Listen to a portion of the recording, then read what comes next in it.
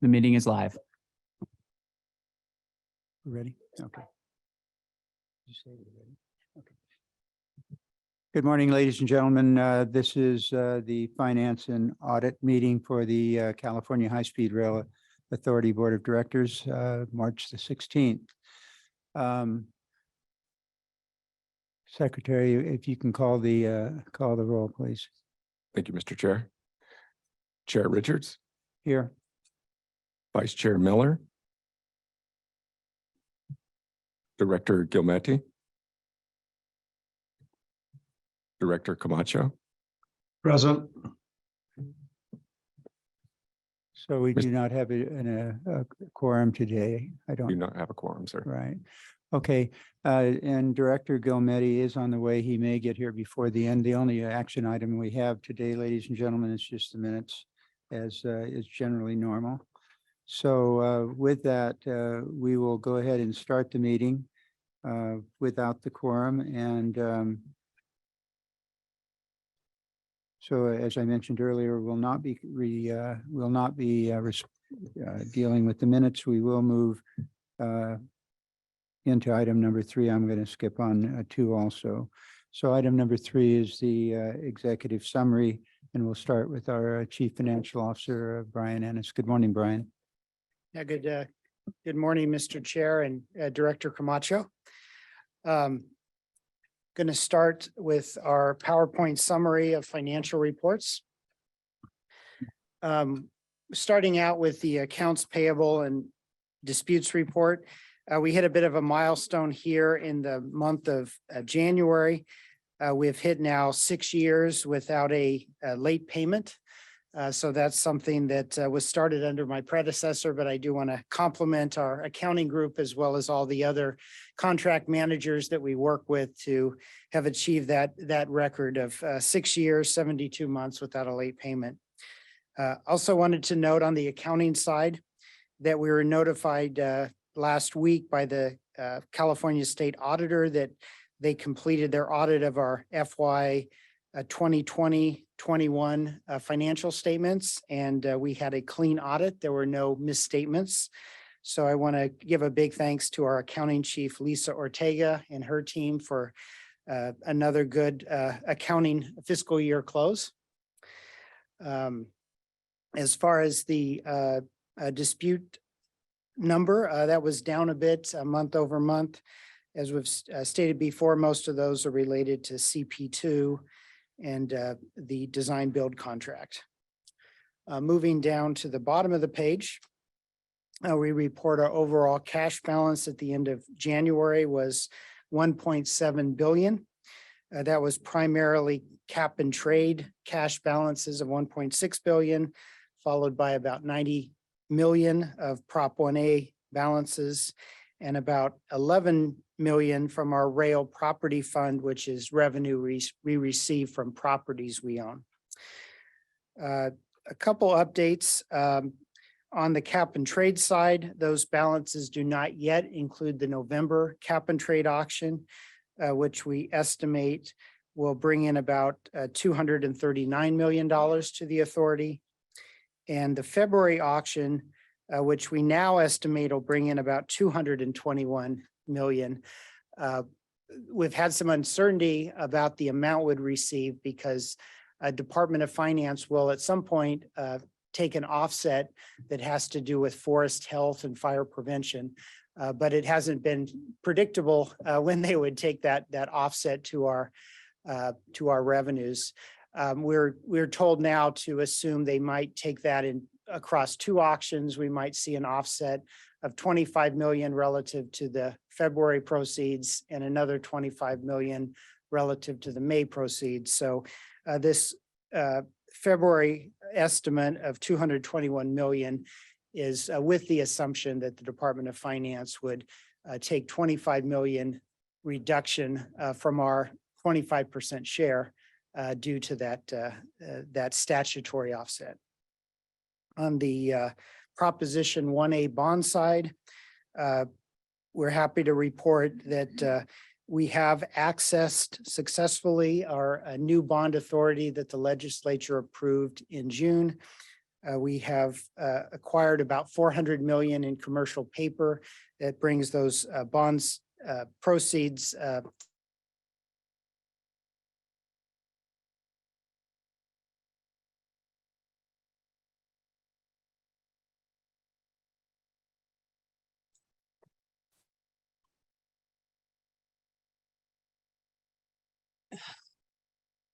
Excuse me, can you hear me? This is the court reporter. We've lost audio.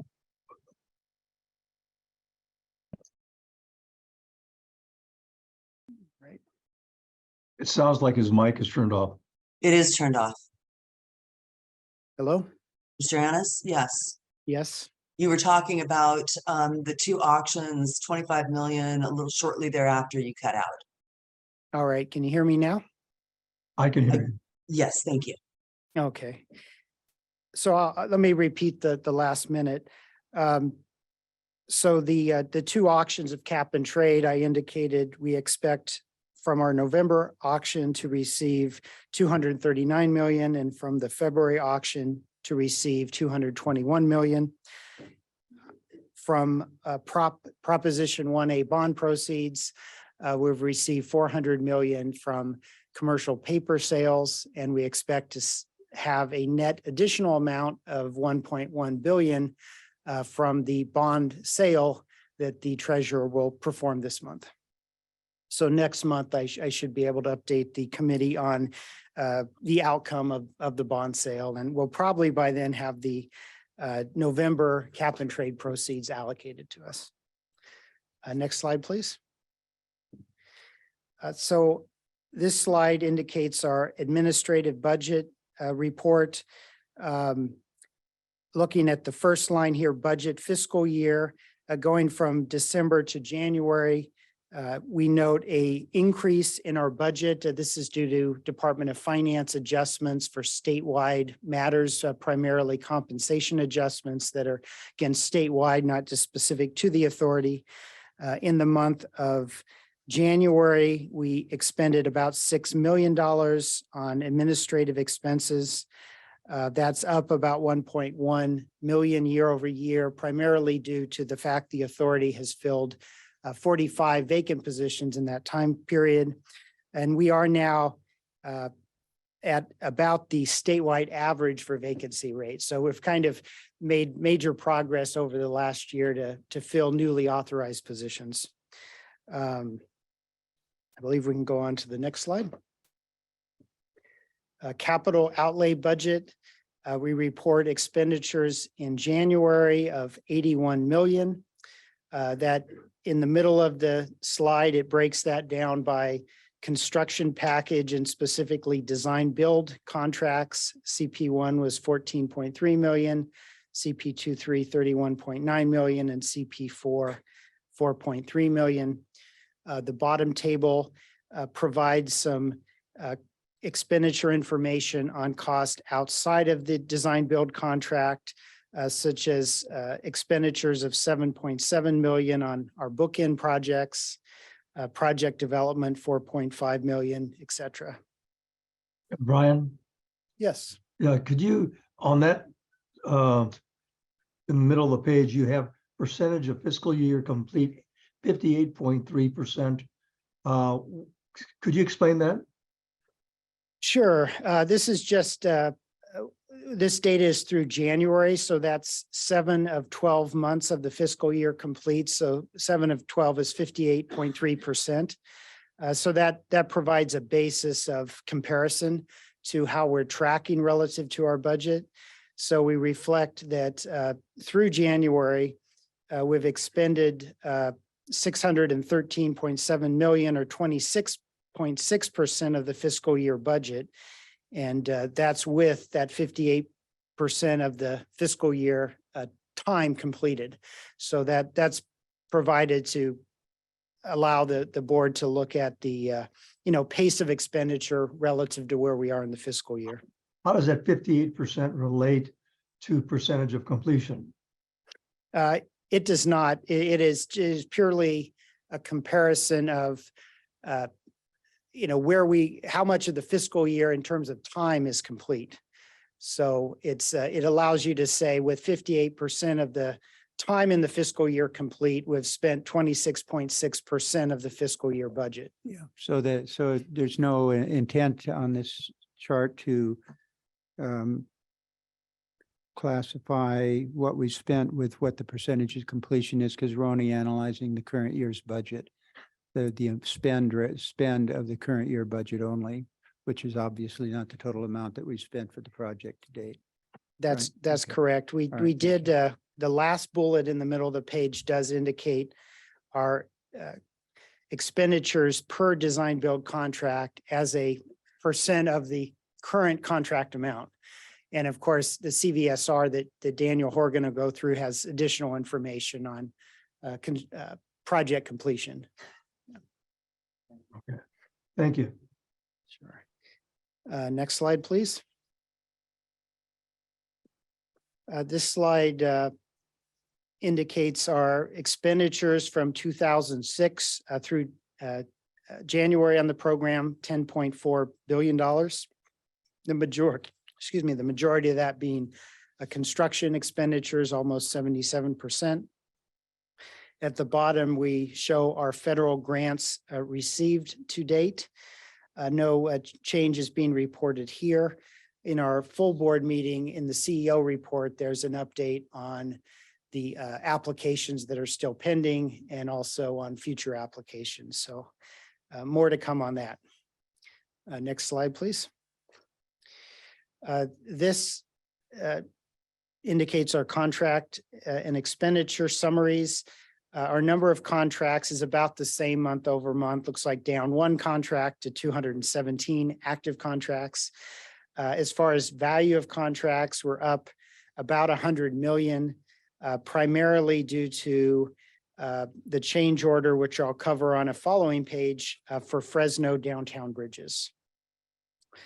Our cumulative small business utilization, our small business number or our active small business number is about the same.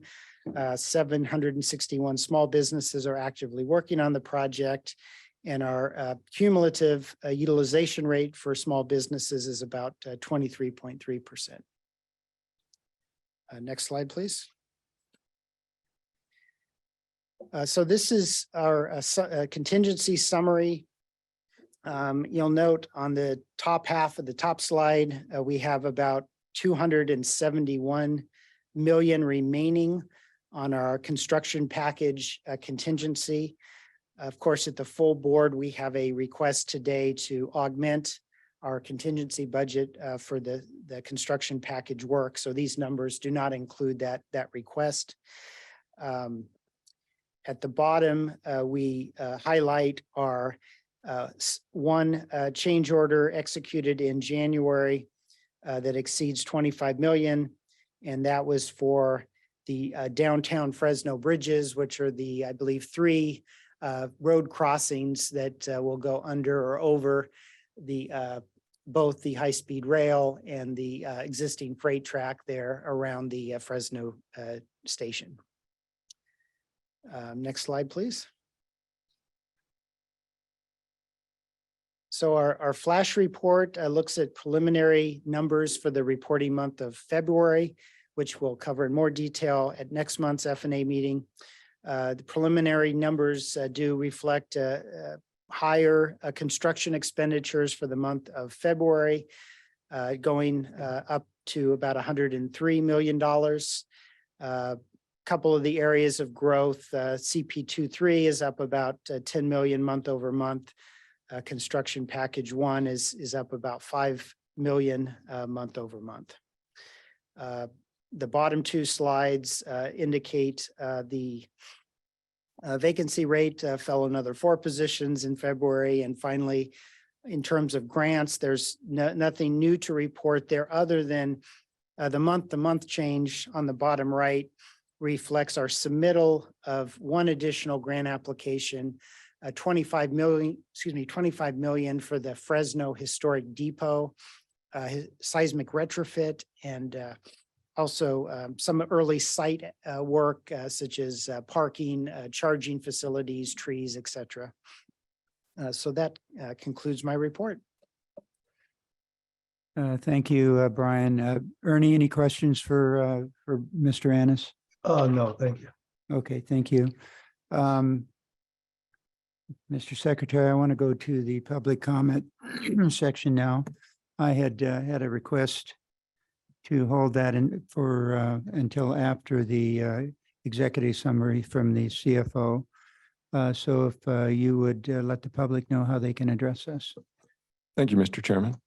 Good morning, everybody. Good morning, everyone. Before we begin public comment for the California High-Speed Rail Finance and Audit Committee meeting, I would like to go over some important information. For members of the public who have joined us in person and wish to provide comment, we will call upon you in the order we received your card. If you are joining the meeting via Zoom and wish to provide public comment, please raise your hand using the raise your hand feature located at the bottom of your screen. Or if you're dialing in by phone, press the number 2. This will raise your hand and put you into the queue. Speakers will be called upon in the order that their hands are raised. Once you are in the queue, your name will be called. Please click the prompt on your screen to allow the microphone to be unmuted. If you are joining by phone, we will call on you by the last 4 digits of your phone number. At that point, you will hear a message that your phone is being unmuted. Each speaker will be given 2 minutes to speak, and I'll remind you when you have 15 seconds remaining. When it's your turn to speak, please slowly and clearly say your first and last name, and if applicable, state the organization you're representing. Mr. Chairman, we'll begin with the in-person speakers. Our first speaker is David Schwagel.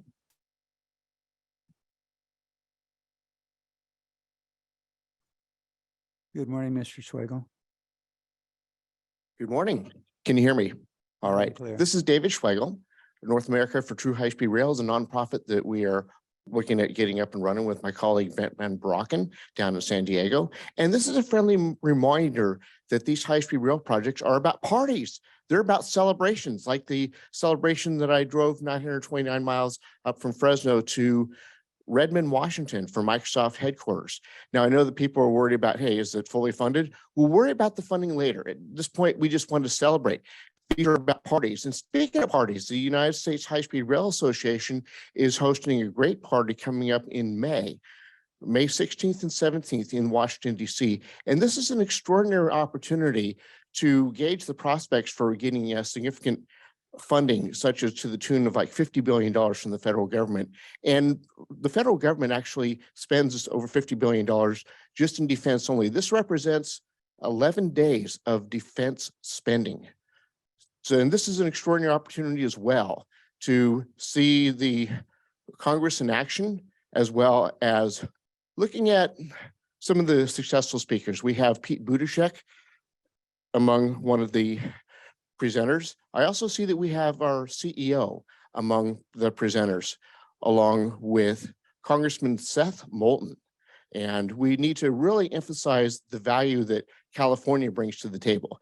And certainly the North America for True High-Speed Rail, we're looking at tentatively having a conference in early November at the Majestic Yosemite Hotel. The beauty of Yosemite is it is the great equalizer. Big or small, short or tall, rich or poor, you get to capitalize on the beauty of Yosemite National Park. So I encourage us all to look at equalizers for the high-speed rail, opportunities to bring people together, such as on the high-speed rail year in review videos that we have showing up in the back. Thank you so much, and I wish you continued success. Bye-bye.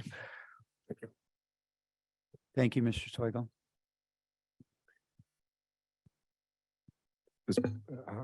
We will now move to the participants via Zoom. Once again, if you are joining the meeting via Zoom and wish to provide public comment, please use the raise your hand feature located at the bottom of your screen. Or if you are dialing in by phone, pressing the number 2 will raise your hand and put you into the queue. Speakers will be called upon on the order their hands are raised. Once you are in the queue and your name is called, please click the prompt on your screen to allow your microphone to be unmuted. If you are joining by phone, we will call on you by your last 4 digits of your phone number. At this point, you will hear a message that you're being unmuted. Each speaker will be given 2 minutes, and I'll remind you when you have 15 seconds remaining.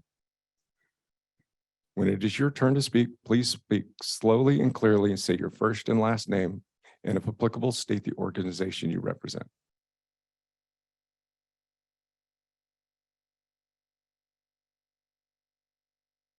Mr. Chair, we'd appear to have no comments from Zoom. Okay, thank you, Mr. Secretary. We'll now move on to item number 4, which is our Central Valley update. Mr. Horgan, good morning. Good morning, Chair Richards and F&A committee members. This morning, I'm going to work through the Central Valley status report for the month of January. Okay, next. Okay. So contractors' expenditures were. Daniel, could you speak up a little more, please? Yes, of course, Ernie. Contractors' expenditure for the month of January equaled 50.5 million. This was made up of CP1, which was 14.3 million, CP23, which was 31.9 million, and CP4, which was 4.2 million. In the month of January, we executed a total of 13 change orders, the biggest of which was the downtown bridges, as Brian Anna said. That was for approximately 74 million. And the 13 change orders totaled 86 million. Okay, in terms of risk contingency, as of the end of January, we have a risk contingency balance of 271 million. Next slide, please. Mr. Horgan, can you please pull the microphone closer to you? Yes. It won't get much closer. Maybe I'll have to get closer to it. Yeah, Mr. Horgan, will you please sit down? Okay, let's see if it works better. Okay, in terms of design for all permanent structures, viaducts, bridges, and guideway is 100% complete. In terms of utility design, we've made significant progress on utility design as well. We're at CP1, we're at 87% completed for utility designs. CP23, we're now at 83% completed for utility designs. And at CP4, we're at 97% completed for utility designs. In terms of construction labor, for the month of January, we had 874 construction workers. This was obviously impacted by the numerous rain days we had in January. In terms of construction progress, we have 69 structures underway or complete out of a total of 93. In terms of guideway, we have 88 miles of guideway out of 119 either complete or in progress. Next slide, please. May I just ask a question on the structures and guideway completions? Do you have any sense, Mr. Horgan, of when we'll see some activity in terms of completions as we're moving forward? Yes, in a future slide, Tom, I'm going to state how many are complete and how many are in progress. Okay. Okay, utility relocations. As of the end of January, we had 53% of all utilities relocated. We had another 21% of utilities in progress. We had another 1% of utilities approved to start. And then we had 25% that haven't started. We also completed one utility relocation in the month of January. So what do I mean by not started? So a sequence of activities must be completed to begin utility relocation. These include environmental clearance, executed third-party agreements, design approval, construction work plans, pre-construction walkthroughs, acquisition of real property, and or land conveyances. Okay, in terms of real property, we had a good month again. We had 5 parcels of land handed over to the design build contractors. As I stated in the last meeting, we're down to only 86 parcels of land left. So going forward, it's not going to be 20 or 30 per month. It's going to be smaller quantities as we get to the end. Next slide, please. Okay, in terms of environmental clearance, main update here is that we're still reviewing the comments we received on the draft EIS for Palmdale to Burbank, and we are addressing those comments. Next slide, please. Okay, in terms of project development, as stated previously, we are working on the Merced extension and the Bakersfield extension. Both are commencing the 30% design, and that is well underway. Next slide, please. Okay, this is the histogram of the contractor's expenditures. As you can see, January was 50 million. February is going to be higher than that, which we'll come to later. Next slide, please. Okay, this slide shows the drawdown of the risk contingency. We're projecting a risk contingency balance of 157 million in February, or in April, sorry. And as Brian Anna said, we are bringing a request to the board meeting today for a revised expenditure authorization to top up the contingency. Next slide, please. Okay, this slide shows the construction labor trend. You can see January this year, we were at 874 construction workers. This would have probably have been higher except for the rain, but it's still higher than last year, which was 802. So it's a positive trend. We believe this year we will break our record from last year. Next slide, please. Okay, so the top trend line here shows the progress of the guideway. So we got 88 miles of guideway either in progress or complete. Of these, we got 49 miles of guideway substantially completed, 39 in progress.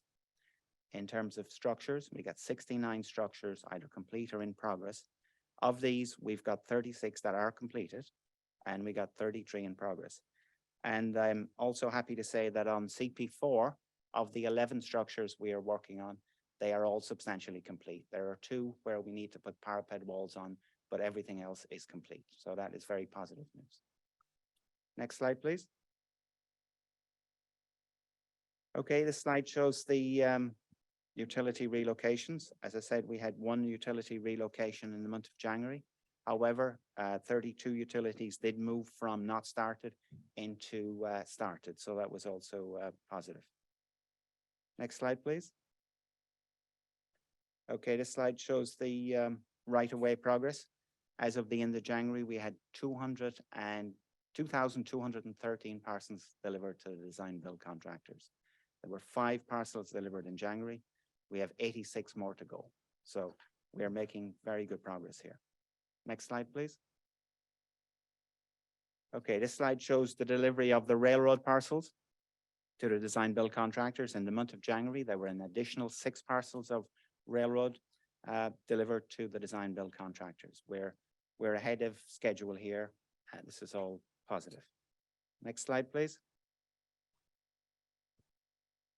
Okay, this is a land conveyance progress. There were no land conveyances required in the month of January.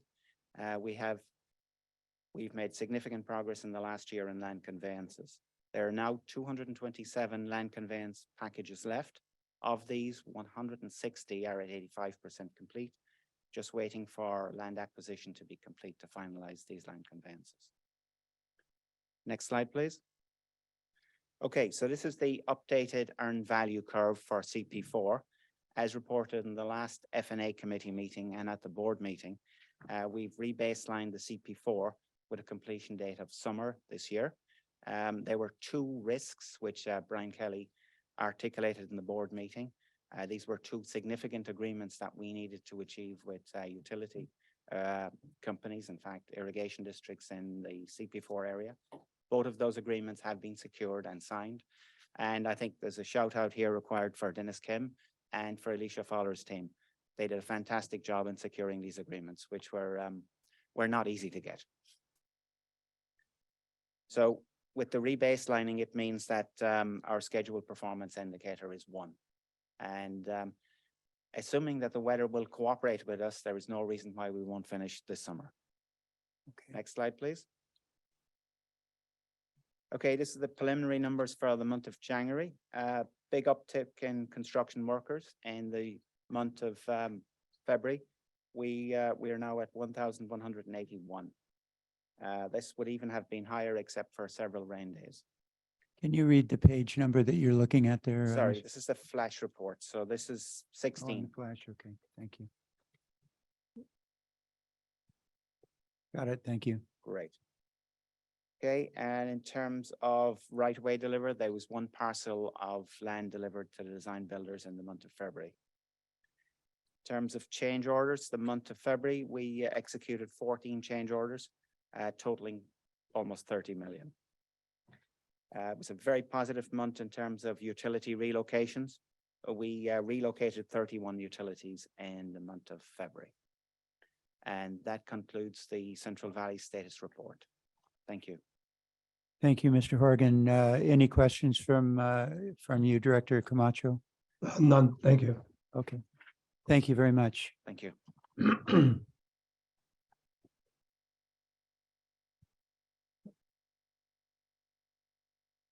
Ladies and gentlemen, that completes the agenda items for today's Finance and Audit Committee meeting. We invite you to join us now at 10:30 this morning for the board meeting at the same place and same location. So thank you very much, and this meeting is adjourned.